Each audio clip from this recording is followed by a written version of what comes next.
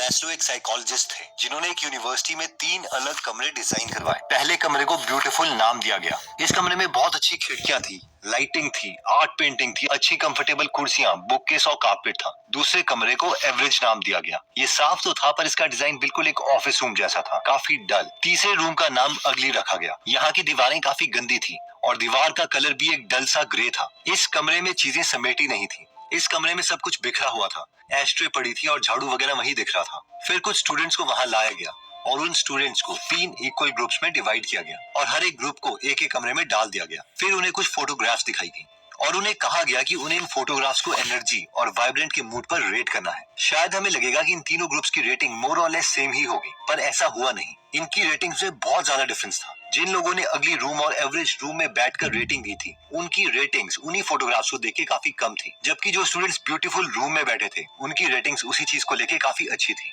यहाँ तक कि उनके एग्जामिनर्स पर भी ये असर देखा गया था। जो एग्जामिनर्स अगली रूम में बैठे थे, वो भी ज्यादा खुश नजर नहीं आ रहे थे, बहुत ही थके हुए और गुस्से में थे। इस स्टडी का कंक्लूजन ये है कि हमारा एनवायरनमेंट हमारे माइंड पर एक बहुत बड़ा असर छोड़ता है और इसकी वजह से हमारा मूड चेंज होता है। अगर हमारे घर में कोई ऐसा कमरा है जो बहुत ही ब्यूटीफुल है, तो हमारा मन वहाँ पर ज्यादा लगेगा और हम इंस्पिरेशन गेन कर पाएंगे। हम अपना काम इस कमरे में ज्यादा बेटर तरीके से कर सकते हैं और इसीलिए रूल नंबर 1 यही कहता है कि हमारे घर में कम से कम एक कमरा ऐसा होना चाहिए जो बहुत ही साफ हो। नेक्स्ट रूल कहता है कि do not hide unwanted things in the fog. Psychologist Jordan Peterson कहते हैं कि उनके फादर इन लॉ अपनी वाइफ से बहुत प्यार करते थे। उनकी वाइफ को भूलने की बीमारी हो गई थी और उसके बाद भी उन्होंने अपनी वाइफ का बहुत ख्याल रखा था। वो 84 एज के हो गए थे, लेकिन उसके बावजूद वो अपनी पत्नी पर कभी गुस्सा नहीं हुए। इस एज में भी वो उन्हें व्हीलचेयर में ले जाते थे और घुमाते थे। वो बहुत ही शांत इंसान थे, पर एक इंसिडेंट उनकी फैमिली में बहुत फेमस है और वो ये है कि जब ये दोनों यंग थे, तब उनकी वाइफ हर रोज अपने हस्बैंड को छोटी प्लेट्स में खाना देती थी और वो चुपचाप खा लेते थे। लेकिन एक दिन उन्हें बहुत गुस्सा आया और फाइनली उन्होंने अपनी वाइफ से चिल्लाकर कहा कि वो उन्हें ये खाना हमेशा छोटी प्लेट्स में क्यों देती है, बड़ी प्लेट्स भी तो इस घर में अवेलेबल है। सरप्राइजिंग बात यह थी कि वो पिछले 20 सालों से इन्हीं प्लेट्स में खाना खा रहे थे और हमेशा अपनी वाइफ से प्यार से बात करते थे। लेकिन सवाल ये था कि अचानक से इस छोटी सी बात पर उन्हें गुस्सा क्यों आया। पीटरसन कहते हैं कि प्रॉब्लम ये है कि अगर हम अपने रिलेशनशिप में एक दो ऐसी चीजें दिल में रखेंगे जो हम अपने पार्टनर से नहीं चाहते, तो शायद फिर भी हमारा रिलेशनशिप चल पड़े।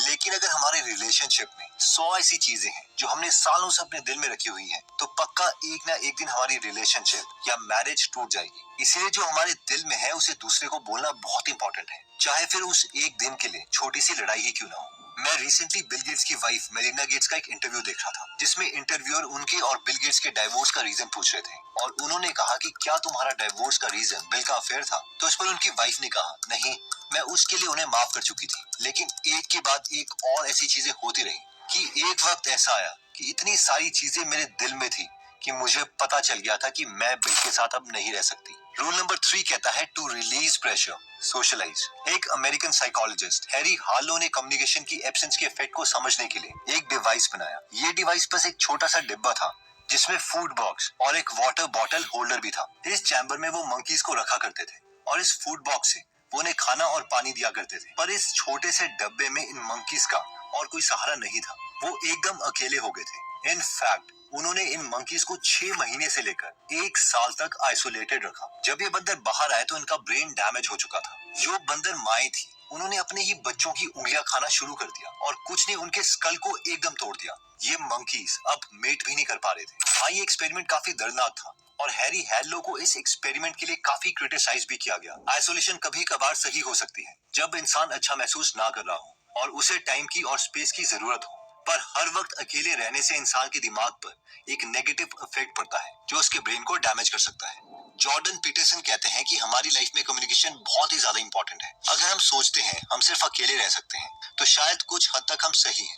कुछ गोल्स पाने के लिए हमें थोड़ी देर के लिए अकेले रहना ही पड़ेगा, लेकिन जब ज्यादा स्ट्रेस हो जाए तो हमें कम्युनिकेट करना चाहिए। ये पेपर लैंसेट में पब्लिश हुआ था, जो बताता है कि पैंडेमिक में लॉकडाउन के टाइम में सुसाइडल रेट इंक्रीज हो गए थे, इवन की बहुत से मेंटल इश्यूज फेस करने पड़े और इसका रीजन था लॉकडाउन। घर पर हर वक्त अकेले रहने से इंसान ऐसे थॉट सोचता है जो उसके माइंड में कभी नहीं आने चाहिए। ह्यूमन कांटेक्ट इंसान को खुश रखता है और अननेसेसरी ओवरथिंकिंग से भी बचाता है। नेक्स्ट रूल कहता है कि do not do what you hate. Author की एक लाइन थी जो अपने काम पर बहुत फोकस थी, पर ऑफिस में एक ऐसी बात चल रही थी जो उसे थोड़ा बॉदर कर रही थी हुआ ये था कि ऑफिस में एक फ्लिप चार्ट पड़ा था और धीरे धीरे ऑफिस के लोगों ने ये डिस्कशन शुरू कर दी कि फ्लिप चार्ट बोलना गलत है, क्योंकि ये फिलिपिनोज यानी फिलीपींस में रह रहे लोगों के लिए एक रेसिस्ट वर्ड था और ऑफिस में जो फिलीपींस से लोग हैं उन्हें इस बात का बुरा लगेगा। हर रोज बहुत से लोग एक दूसरे को मेल्स करते और उस मेल में लिखते कि इस वर्ड की जगह वो कोई दूसरा वर्ड यूज करें और फाइनली कुछ महीनों के बाद ये डिसाइड हुआ कि फ्लिप चार्ट का नाम बदल के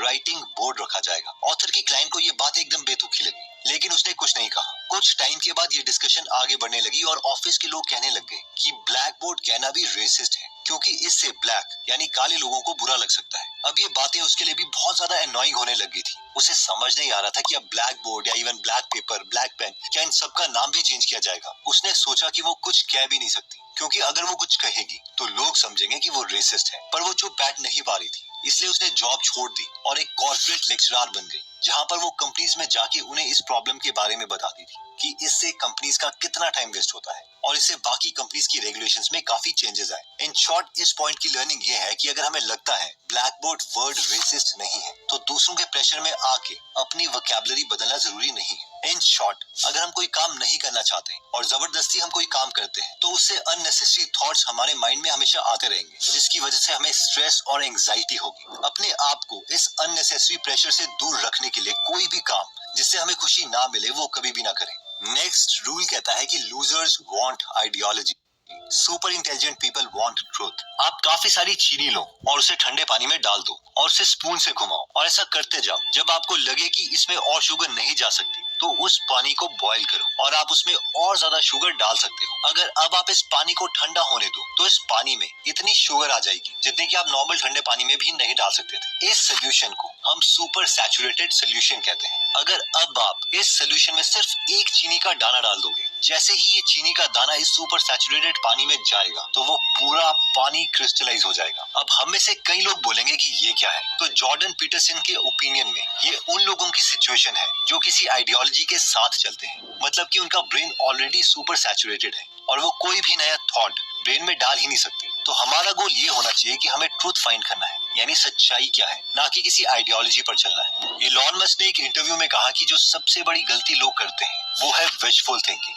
हम किसी भी चीज को सच मानना चाहते हैं, चाहे वो एक्चुअल में सच ना भी हो, और जिसकी वजह से लोग रियल ट्रूथ को सीख ही नहीं पाते। और एक गलती मैक्सिमम लोग करते हैं, लेकिन सिर्फ सुपर इंटेलिजेंट लोग ही इसे बच सकते हैं। नेक्स्ट रूल कहता है कि if old memories upsets you, write them down carefully and completely. Psychologist Peterson के पास एक दिन एक पेशेंट आई और उसने उनसे कहा कि जब वो छोटी थी तो उसे किसी ने मोलेस्ट किया था। तब उसकी उम्र सिर्फ 4 साल थी और अटैकर उससे काफी बड़ा और शक्तिशाली था। कुछ सेशंस के बाद पीटरसन ने उस लड़की से पूछा कि अटैकर की उम्र क्या थी, तो लड़की ने कहा कि वो उस वक्त उससे 2 साल बड़ा था, यानी वो सिर्फ 6 साल का था। पीटरसन एकदम हैरान हो गए, क्योंकि पहले वो उस आदमी को एक बड़ा आदमी कंसिडर कर रहे थे, पर अब उन्हें पता चला कि वो उस वक्त सिर्फ एक छोटा बच्चा था। इस वक्त पीटरसन ने उस लड़की से कहा कि ऐसा बिल्कुल नहीं है, कि वो इस बात को एक्नॉलेज नहीं कर रहे हैं कि उसने जिंदगी में क्या फेस किया है, पर वो जिसे अपना अटैकर बता रही थी वो अपनी बचपन की मेमोरीज को याद कर रही। लेकिन अगर वो देखें तो वो भी एक बच्चा ही था, जिसे अभी अपने किए पर पछतावा है। लॉ की नजरों में भी उसे उस वक्त सजा नहीं दी जा सकती थी, और इस इंसिडेंट की वजह से आज 30 साल के बाद भी वो लड़की इस इंसिडेंट को याद करके स्ट्रेस में आ जाती है। लेकिन जब पीटरसन ने उसे एक 6 साल के बच्चे को इमेजिन करने के लिए कहा,